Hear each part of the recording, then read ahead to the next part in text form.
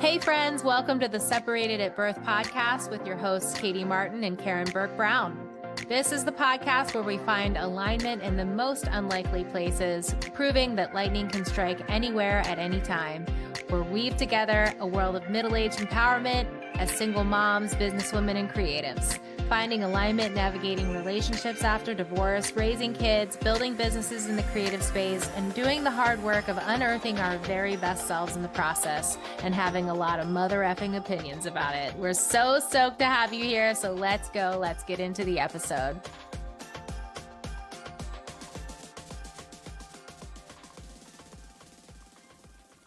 What's up, y'all? Karen. Recovering from a cleanse.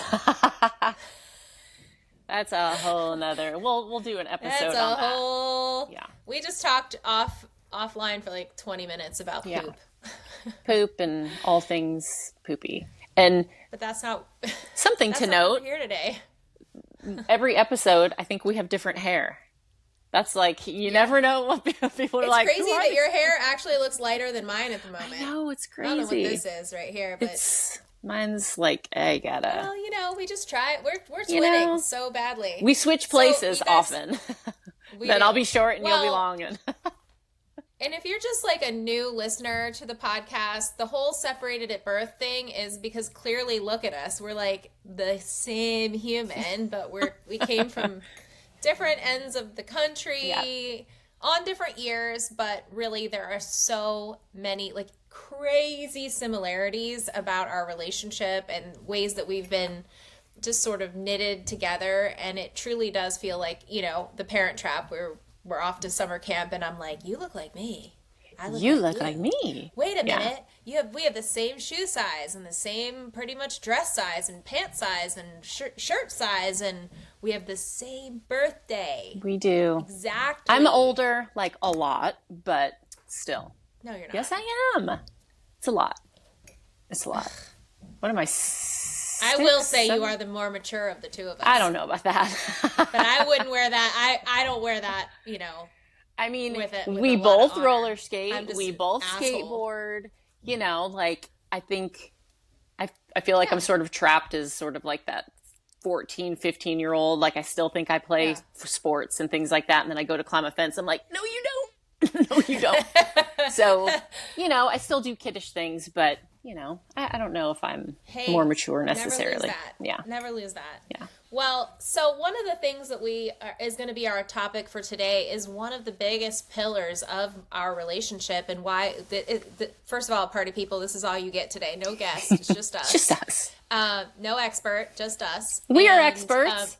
We are experts. We are. Yeah. But we're going to chat through personal style. And Karen, one of the things that I learned really early on about Karen was that she has a personal styling business and has for quite a long time.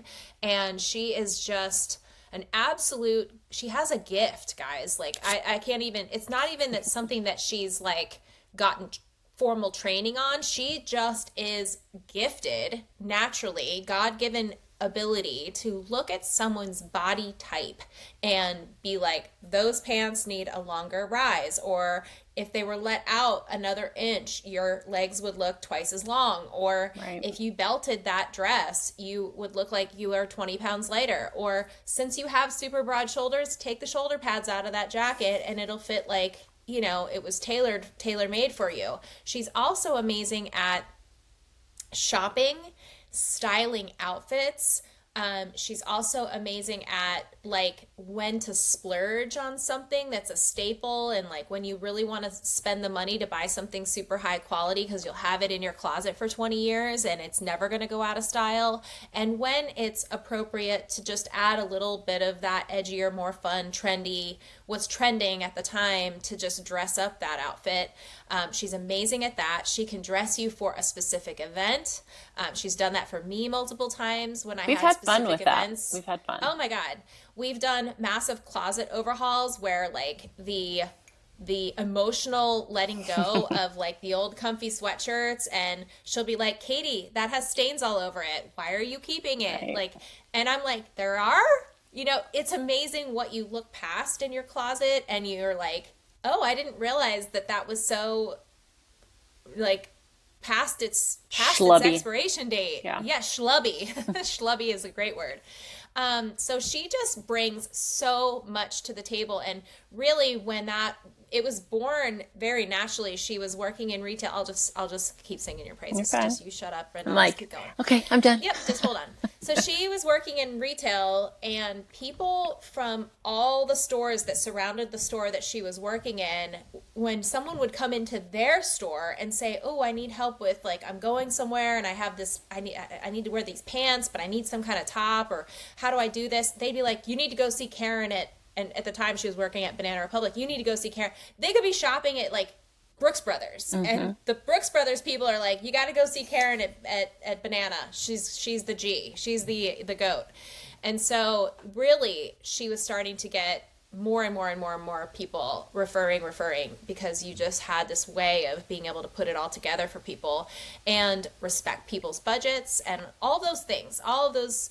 And so she really is so talented. And some of that, it all comes from childhood. And I'll let her kind of, if you didn't listen to some of the prior episodes about just sort of our back history and our childhood, both of us have these separate sort of childhood stories that really influenced and impacted who we are today, as far as how we present ourselves, the way we execute our own personal style, what our voice is in terms of our style, and why that ingredient in our lives has made us, like, great friends, and I think a very good complement to one another. So for sure, that's Karen's kind of prowess and acumen when it comes to being a stylist. And truly, I feel like she could just flip that switch in her life and say, "I'm going to go do that full time." And I have no doubt that if she really funneled all of her energy into doing that, not as a part-time thing, but a full-time thing, she'd be dressing Brad Pitt or some, Hollywood celebrity in just a short period of time, because she's just that good. So anyway, people, call her up while she's still affordable. Well, and it is interesting because I have done it full time, where I traveled and I, worked with some professional athletes, because, they're not buying stuff off the rack. They can't, or I know where they can go and get things altered to fit their body, but they've got the butt, the legs, the shoulders, that kind of thing. But yeah, it's something that I used to almost apologize for, if that's weird, where I would find myself just approaching people. I'd be at a store doing something else and be like, "Oh, you shouldn't be wearing that." And then it's like, I found myself being like, I have no business speaking to someone like that. Liar. But, you were liar, right. everyone. But because it's just, I don't know. And not to make it seem like, I do believe it is a gift. And I used to just sort of have this embarrassment thing about it. And now I guess I have less of a filter. I'm filtered, but not, where I'd be like, "Oh, your face wants different hair, or your butt wants different jeans." And people will look at me, and I'd say 99% of the time they're like, "Oh, really?" Especially men. Men are so easy because they have no clue. No offense to any men listening, but they're much more interested in the direction. And women tend to be in a certain place where, they're not getting the job they want. They're not getting the dates they want. They're in a transitional time of their life, or they're just feeling not themselves. And so part of, I know how we complement one another, is you can help people identify their style. I get a picture in my head, and maybe it's sort of like what an architect sees, with a blank space, or, earth, and they can, create something from just dirt, sort of thing. I see someone, and I am like, you sit at the airport, and I edit people. I'm like, "Oh, I would change this." I'd be like, "Oh, that looks great," or "Great, but the shoes." So, and it's not like a derogatory thing. It's just in my mind. It's like this, like I'm processing a math equation. That's the only way I can explain it. And it takes a lot of energy, though, because when I'm with a client, women especially, it takes a lot of convincing, because the picture in my head, I'm trying to get them to see the picture I see, which doesn't have to be some glamazon type thing. It's being the best version of themselves. And that's what I see in my head. And so when I typically approach someone or they approach me and I say, okay, what are your goals? Like, what are you, oh, I'm just feeling schlubby. I already know what hair they should have in my head. I know what, like, the next outfit they should be wearing. I have that in my head. So if they do want me to shop for them, or if we want to shop together, I already know what stores, what line, what silhouettes particular stores are carrying. It's just something I can't explain it. It's just something that I have in my head. But it does take a lot of energy, because I'll pull a multitude of looks, and typically the client gives me a little pushback. Oh gosh, I can never wear that. I'm like, you know what? You're going to be naked in the fitting room anyway. Just go ahead and try it on. So that moment where they do have that sort of aha, and they're like, oh, then they see it and I'm like, okay, my job is done. And then it's like a snowball, which is great, but it's getting them to that point that is a little bit more difficult. But that's my favorite part of and I think helping that's people. where I am most helpful in the preliminary phase, which is, what is your current identity saying about you? Right. And what is your aspirational identity? It's like, if you go into for a haircut, let's say, and you sit in the stylist chair and you say, do whatever you want, Karen could say, okay, I'm looking at your bone structure, I'm looking at your eye color, your brows, I'm looking at your outfit that you have on today, and I could create something from what I think is going to look good on you. But that may or may not speak to the idealized version of who you really want to present yourself as. Yeah. So if I can take the client and walk them through the exercise of, what is your current identity saying about you? How are you being seen? How are you being heard? What are you telling the world with the way that you're showing up on the surface? Like, is that really matching the you that's on the inside? Is the outside you matching the voice that you have inside and the you that's in there? Or is there a more idealized version of that? And then how do we find that you that you aspire to be, what you do want to say with your outward appearance, how you want to show up, be seen, be heard, what you want to leave people with when you walk away, what do you want to leave them with? And part of that is how you appear. And we put together the vision board of who that is, right? What does she look like? Where does she shop? What does her hair look like? How much time and money is she investing in that, right?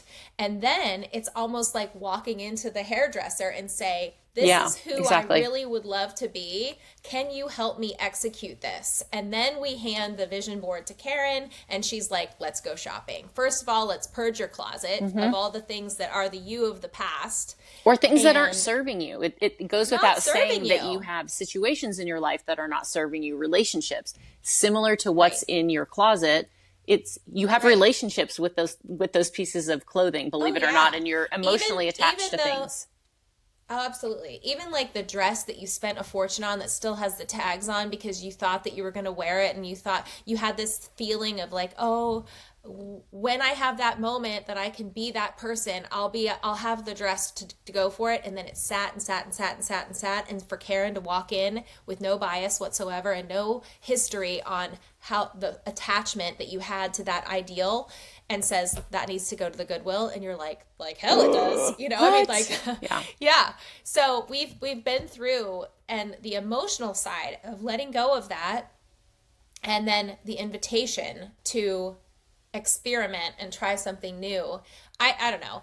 Karen and I have talked at length about doing this as a duo business where I get my hands on them first, and then we hand off to Karen and she executes. And I don't know, there's part of me that thinks there's such a need for this, because there's ways there are businesses all over the place out there that work on self-improvement, right? Whether it's, and it's not vanity, it's not, it's whether maybe you got a new job, maybe you're going back and entering the workforce again after staying home and having kids, and you just need to figure out, it may just be a tweak, freshen it up. Yeah, it doesn't have to be an overhaul.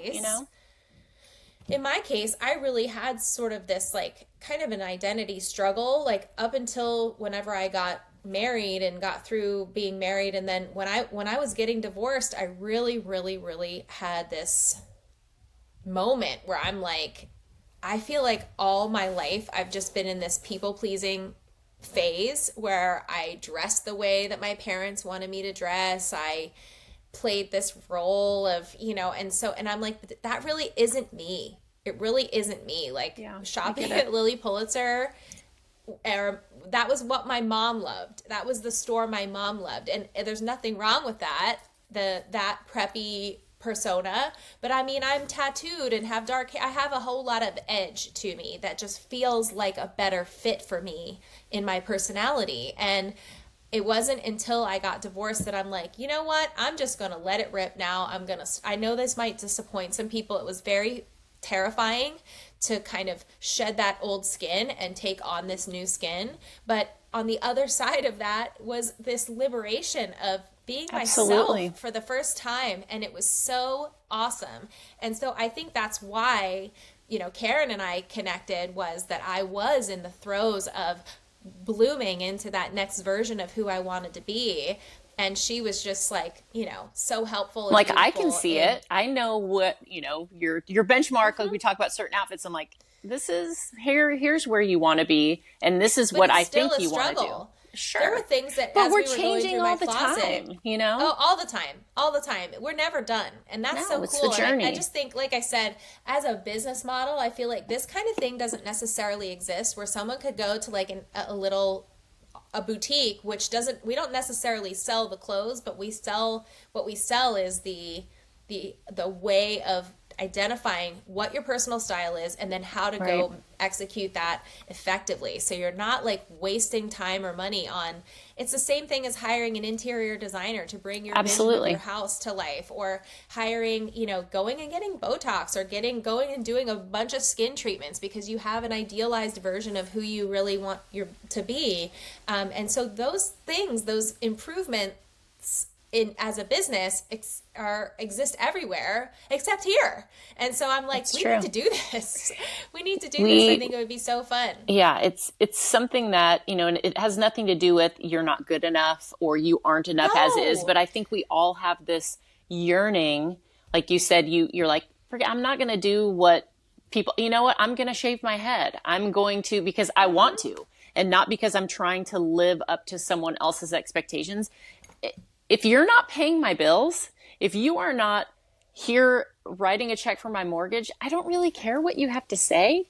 And if you're my partner, personally, I might have a different opinion than a lot of people, but I believe that, you want to be attractive to your person. Like, if your person is like, I don't want you to shave your head, you're like, you know what, this is something I want to do. And then you support each other, but you still want to be attractive to the other person, and, vice versa. I want you to take care of yourself. I want you to, not have broken teeth. I want you to take care of your body inside and out, that kind of thing. I think it goes without saying, it's still, you want to be attractive, but it's attitude. Also, it's how you feel on the inside, of course, emits. And I always say, how you dress tells the world how you want to be treated. If you show up in Daisy Dukes and, a shaved head, you might get a different response than you showed up in Lilly Pulitzer. Not that either one of those is different, wrong, but you will get a different response. And so, where are you most comfortable with you? Are you like, I'm a badass and I'm going to show up with cool. You own it and walk in and love it. Like you said, we're not here to point out people's flaws or say you require some improvement, but that's not our job. That's your job. Your job is to identify if you feel that incongruency in who you are and who you want to be. And then it's our job to help you uncover that, discover that, who is that, what does that look like, and then be able to execute that. And where people get stopped up is they have a lot of fear over disappointing people, or it feels too risky to shave the head or dye it black or wear the leather or, get the tattoo or anything that has to do with changing your identity or evolving your identity to match the you that's within. And I think there's so many people out there that don't ask the question of, who am I in here? Right? They don't take the time. We're living too busy of lives, and we just run to Target and we're like, I need a basic tee, and that just, it's simpler.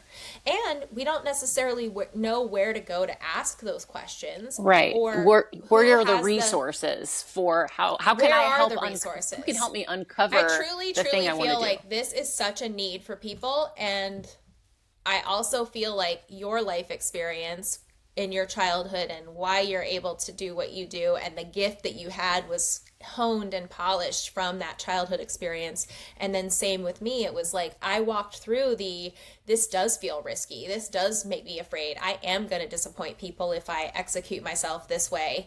But I now know that going through that process does just release you from the feeling of this is fine. I don't know. This is fine, but I feel so much better. I feel so much more free. I feel so authentic. I don't have one bit of worry walking into a room. I own who I am. I love dressing up and showing up exactly who I am, and I feel like that message conveys. And here's the thing, you might think that you're going to drive a whole lot of people away from No, it's a magnet. It is the opposite. Yeah. It is a magnet. People that see people being exactly who they are, exactly. And that level of confidence and just being very self-assured is such a contagious energy that it is going to attract so many more people going, I want what you have. That is how so did you attractive. find that? How did you, Yes. get to where you are? And it's, it's that manifestation, that whole idea of living it and being being okay with yourself, loving yourself, and looking in the mirror and being like, fuck yeah, this is what I'm wearing today. This is who I am. And you finally feel like you're comfortable in your skin. And again, it doesn't mean it doesn't change or that you're stuck with that shaved head or you're stuck with, all these different things. It's this evolving thing. And what I have the ability to do in someone's closet is see something and be like, someone would be like, oh, I can't wear that leather. I wore that, 10 years ago. Well, if it still fits, you know what? Let's incorporate that into, why couldn't you wear that to church? Why couldn't you make that, I was just going to say that. Put a cute business lace top casual or a lace skirt with that. Heck yeah. And I think because of the way I grew up, which was with very little to nothing in terms of clothing, I would take something and especially if I had a sweater that I loved or, something to that effect where I could wear it multiple ways to where I gave it a different life. So maybe it's a vest, but I wore it 12 different ways and nobody knew that, hey, that's that same vest she keeps wearing. This girl's, an outfit repeater. And so I can look in someone's closet and do the same where it's, hey, this is a fantastic belt. Oh, it only goes with this dress. Yeah, but you don't have to just do that. Throw that on with some sweatpants or, zhuzh up an outfit that you would never think of or put some items together that, again, you give it more traction, you give it more life. And now you've had it for 20 years instead of 10. And there are pieces that you can keep in your closet, in your life that will live a long time, but you can wear things so many different ways. And I have things posted on my page where, I show you how to wear one thing multiple ways, and I just haven't had time lately. Still creative, but haven't been posting things lately. But there's a resource I think that's such there. A fun thing. Like I have a few things in my closet that I've had for like 20 years, and it's like that's how a garment is really got a life cycle to it. Is when it can survive and insert itself in all the many iterations of you and the eras of you. And there are pieces that you can take that, that's kind of out. Well, you know what? Can we alter this? Can we, maybe change the hemline? Can we put a dart here to give it, maybe your shape has changed, but the silhouette of, the jacket is a little, baggy. Maybe we can take that in and, make it a more tapered version. Can we, change up the sleeve? Can we add a cool lining? Like there's things that you can do to customize something without trashing it. And that customization doesn't always have to apply to something that you spent a fortune on. No. You know what I mean? It should look custom, even if you got it from Target or the thrift store. Absolutely. Like you are so good at that and being like, you know what, those pair of cute shorts that you got at Target, if you actually just cuffed them or pulled in the waistline just a touch or whatever, and you just take them to the dry cleaner, have them pin them up a little bit. Get someone you trust. Spend $10-15 on altering something. Yes. They're going to fit you. Like that to me is such great advice. Like you don't have to dumpster that or Goodwill it. Yes. yet. We did that right? with several of your items. And several there's pieces. even, I think you had a dress where I was like, no, it wants to be here. And something I think you were going to get rid of or something that you didn't love. I'm like, no, it wants to be this tight. And it was like, oh, or hey, the waistline's in the wrong place. Let's see if we can change this up. That kind of I think idea. where things get sticky is the other pendulum swinging the other way, where you have spent a lot of money on something and you want it to work so badly because you did put a lot of investment into it, and you're like, nah, that's an old version of you. Yeah. I don't care what you spent on it. And this things you can't just work into. Yeah. But there are multiple resources. Can't we alter it? Can't we just make it new? Poshmark, there's ways to, maybe recoup some of that investment. But the more I work with people in kind of doing that turnover in their closet, where you sort of, marry that unearthing of pieces with the unearthing of kind of that new image, that sting goes away of getting rid of that piece or no longer touching that piece and thinking, because once they see that other, the new version of themselves, they're like, oh yeah, that doesn't work. I don't care how much I spent on it. It doesn't work anymore. And it doesn't. And it's getting really that person to see that too. Such a way of, it's a personal discovery. It's discovering that two things can coexist at the same time. You can take on a persona and still respect the old you. Sure. And have gratitude for that version of you that existed before.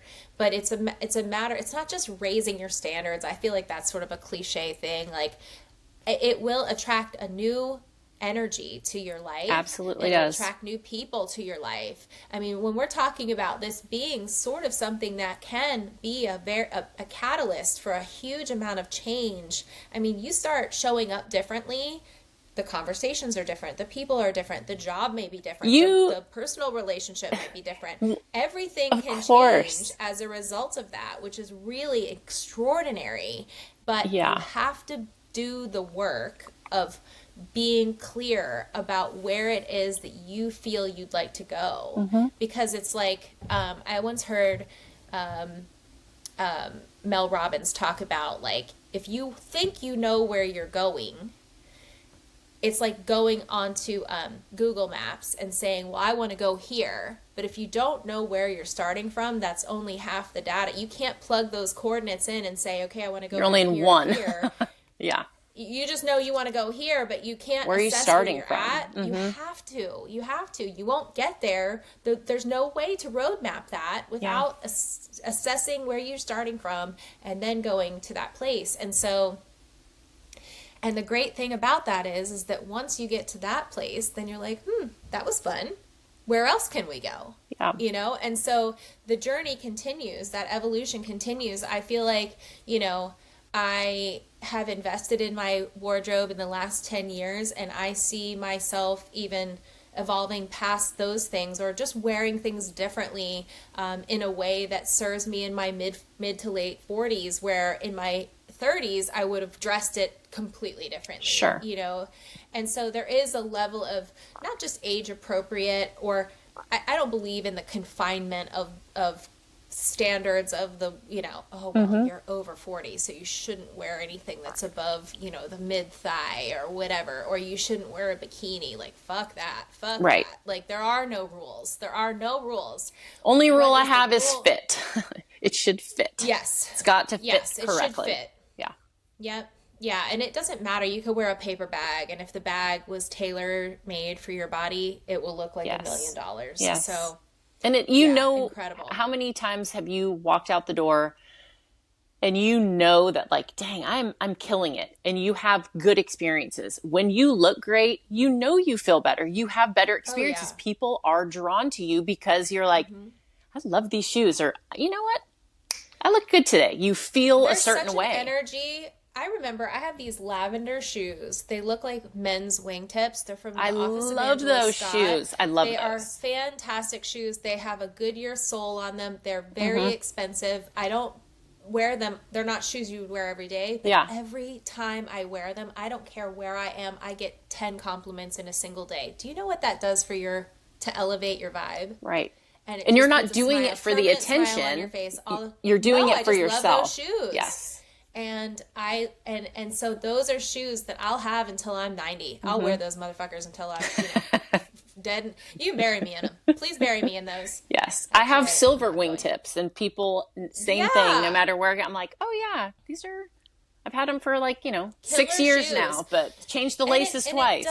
It doesn't just begin and end with your clothing. It's everything. Yes. It's the way you do your makeup. It's how you accessorize. I mean, I've got my Mr. T starter set on today. It's like, and a t-shirt. It's so cute. It's like, it works, but it's fun whatever. and, work from home, but you can still put on the dog. You can still, but you look in the mirror and you're like, oh, hey, I could go meet someone right now. I could go get coffee. I could go to the grocery store and people are like, you're so dressed up. You're like, it's just what I had in my closet, because that's the whole point, is you keep only the good stuff in there. Even if it's a t-shirt and necklaces, you put it together in a way. You go grab milk, you go grab dog food. People are like, wow, you look great. And you're like, oh, thanks. You don't have the schlubby anymore in your closet. I have a story, a personal style story just hit me. So when I was first starting to really place intention behind how I was exiting my house and leaving and going into the world, it was when I was getting divorced. And I was living in a small town in like rural Maryland, and I was in this moment where it was a fake it till you make it kind of a situation. I was a photographer, and up until my divorce, I was just working out of the house, right? I didn't have a studio space. I didn't have staff. I didn't have any of those things to quote unquote legitimize my business as like I was a solid business person in my town.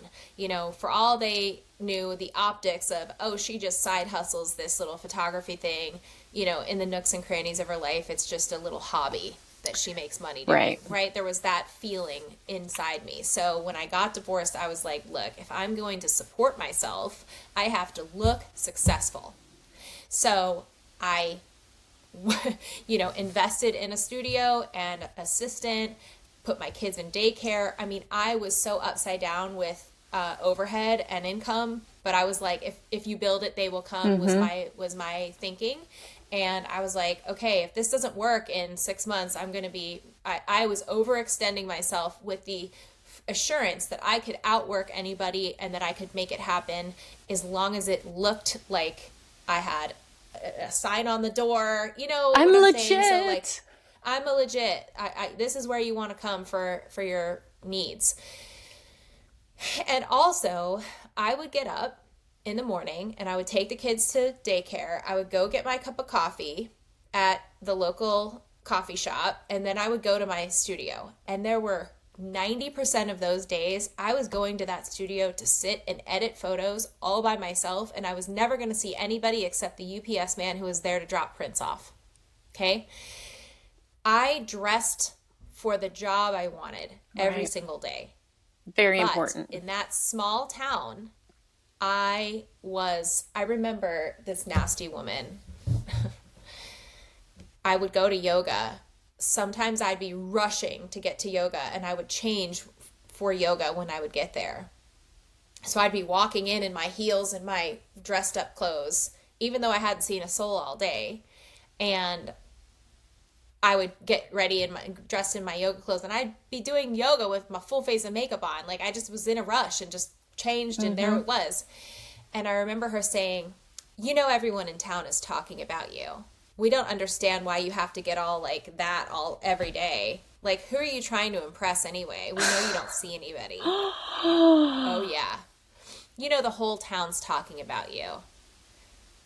It was almost like this, what are you trying to snag somebody's man? Ew. This jealous. Nasty. Well, it was just nasty. And I remember standing there just totally blindsided, like, okay. And it really put me in a place where I went home that night and I thought, I don't even think she realizes that I was rescuing myself on every level, especially emotionally. It was like, how people, when we were all in lockdown and how we were just wearing our pajamas every single day, and how that act of not getting dressed started to wear us down totally mentally. It's hard to on where me. it was so hard because you just felt like you were lacking this purpose. You were Schlub. lacking this. You were schlubbing. We were all schlubbing, sweats, and then all of a sudden you try to go put your jeans on and they don't fit because you've just been, hanging out on the couch, and you put on a little fluff, and because you've been wearing sweatpants every day for months. Yeah. So I feel like it was the same situation for me. It was like if I was saving my own life getting dressed every day because I needed to change my energy from this broken, sad, emotional, like, how am I going to ever feed these kids person to you got to get your shit together, put on your big girl panties, put on your dress, and go and work your butt off. And that was really what it was about for me. And I didn't give a fuck what anyone thought. Yeah. And at the end of the day, did that nasty ass comment and her pulling me aside and just like wanting to just disrupt me like that, did it impact? No. Like, who are you? You remember it? Absolutely hurt. Oh, she was a wretched person. She was a wretched person. And that's usually where that comes from. That wasn't the beginning or end of her wretchedness toward me. But actually, I look at people like that and I'm like, thank you so much for identifying yourself. Mm-hmm. Thanks for showing me who you are. It's like when a troll raises their hand on the internet and makes a nasty comment. I'm like, oh, thank you so much for that comment. Now I can block you. Right. Whereas you were just part of the like unseen bottom feeders, before, where I couldn't kind of I couldn't identify you and throw you out. Yes. So, I think I don't retaliate in any way other than just putting up the boundary. Mm-hmm. So thanks for being here. And people that are nasty like that, it just says so much about them and how unhappy they are. They are unhappy people, jealous. It takes time, and I think I've honed the skill of knowing who I am also requires being misunderstood by people. True. Even the people that are closest to you. I've definitely dealt with a lot of that as I have bloomed and become myself. And I think, I really feel just grateful that I can say now to someone that might be a hater or whatever you want to call them, it's like, that's fine. I'm okay with you misunderstanding me. You just don't know me yet. Right? You haven't taken the time to really know me, and that's okay if you don't want to put the time and effort in. But if that's something that you do, I think that you'll find that your evaluation of me is actually inaccurate. We wish you well. We wish you well. We wish you well. Bye. We wish you well. Anyway, we wanted to lay the groundwork about this topic because I know we're going to be talking about it a lot more. I think we'll have some guests on. I think maybe we'll try doing some fun styling appointments and incubate this little partnership that we have. And just, it excites us. It's something that to we really show it love in to real do. time. Show it in what real it's time. about. Maybe the next time I have to get dressed for an event or something, packing for vacations, trips, things like that, how to capsule your wardrobe so you can get a lot of looks out of very few pieces. That's an art unto itself. But anyway, guys, we welcome your feedback on this topic. I hope you guys will comment on YouTube or wherever you're listening to this podcast, or if you want to drop us a DM on Instagram, please do. We'd love to hear from you. We'd love to hear what you're struggling with in terms of your own wardrobe, or if you feel sort of like trapped in your own skin, like you're not showing up the way that you'd really want to, and what maybe working with us could look like in that way. I don't know. I think there's a lot out ahead of us for Karen and I to working in terms of working together to solve some of these problems for you guys. And that's really another reason that this podcast is so important to us, is that we want to bring these solutions to you guys and get that conversation going. So thanks for joining us today. We love it. Yes.